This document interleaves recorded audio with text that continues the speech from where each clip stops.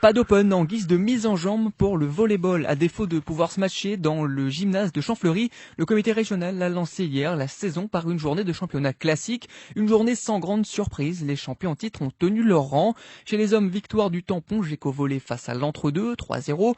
Même score pour le Saint-Denis Olympique face à Saint-Pierre. Chez les dames, victoire du Saint-Denis Olympique face aux Aigles Blancs, 3-0. 3-0 également en faveur du Tampon qui recevait le VBC Portois.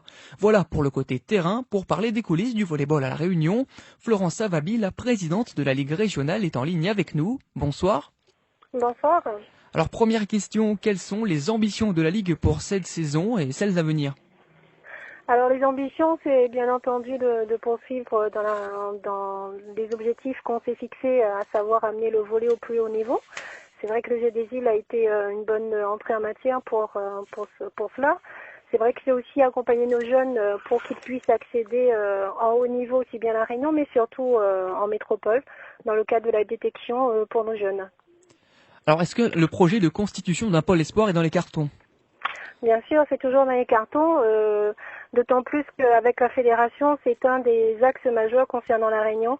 Donc à pouvoir développer un pôle espoir bivalent, à savoir orienté aussi bien vers le beach, mais aussi vers la salle. Alors justement, vous parlez du beach volley. Maintenant, j'aimerais vous faire écouter une interview que j'ai réalisée la semaine dernière lors du tournoi de beach volley organisé par le VBC Saint-Denis. L'occasion pour nous de revenir sur cette discipline qui décolle tout doucement sur l'île. Et selon le président du VBC Saint-Denis, Claude Vidotte, un coup de pouce serait le bienvenu. On l'écoute. Il faudrait qu'on travaille avec la ligue de volleyball un peu plus souvent, que les deux, le beach et la salle, puissent communiquer, parce que souvent on a les dates qui ne correspondent pas. Donc comme on est avant tout des joueurs de salle, où on a un championnat sous les couleurs de nos clubs différents, on se doit de jouer sous les couleurs des clubs. Mais c'est vrai qu'avec ça on a beaucoup moins de dates pour pouvoir se rencontrer sur le terrain. Donc du coup il faudrait qu'on travaille en concertation avec la ligue, avec les villes, pour qu'on puisse avoir pas mal de créneaux. D'autant plus qu'il faut savoir qu'en termes 3-3, triplette, on a une paire qui fait les estivales. C'est un des plus grands tournois de France et ils sont toujours dans les 3 ou 4 premiers. Donc vous voyez un peu le niveau.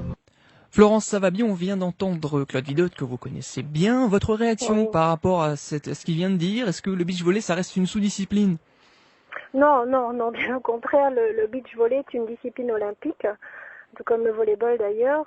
C'est vrai qu'à la Ligue, nous sommes en train de travailler sur une restructuration de la discipline beach volley, puisque on a tous les atouts ici à La Réunion, aussi bien des très bons beachers comme l'a souligné mon ami Claude Vidotte, mais également des infrastructures qui s'y prêtent et un climat bien évidemment qui attire les beachers à La Réunion. Ça passe par un aménagement du calendrier des compétitions. Ça passe par un aménagement, mais ça passe aussi par une restructuration de la filière beach.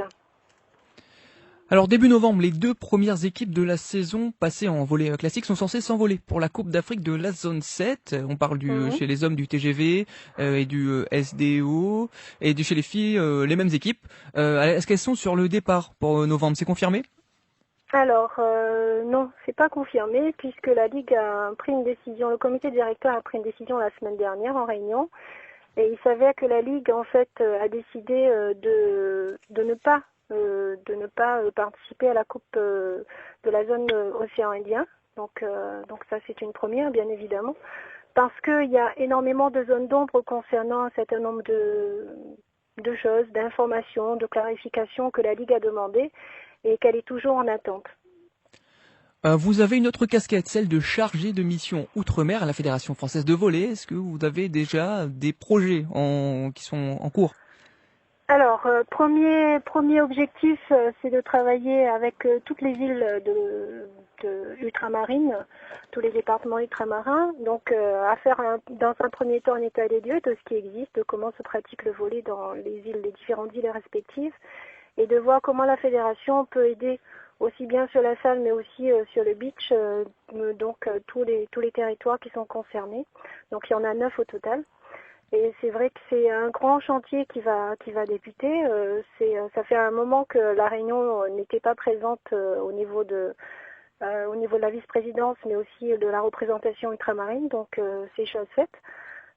C'est vrai qu'on a énormément de choses à faire, mais je pense que beaucoup d'attentes aussi à combler. Donc on y mettra beaucoup de cœur à l'ouvrage, bien évidemment, pour que les uns et les autres puissent se retrouver et qu'on puisse faire du volley une très très très belle discipline.